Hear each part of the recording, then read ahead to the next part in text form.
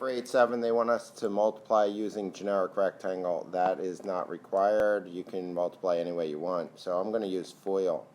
So I have 4x minus 1 times 3x plus 5.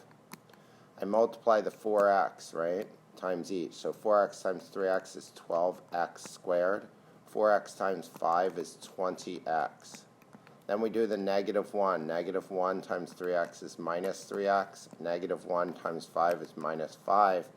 And we have like terms, right? So we get 12x squared plus 20 minus 3 is plus 17x minus 5.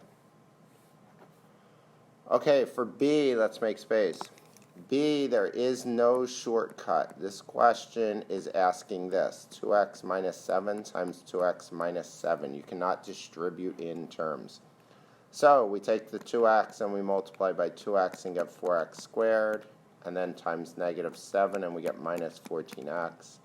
Then we take the negative 7 and we get negative 7 times 2x is negative 14x, and negative 7 times negative 7 is plus 49.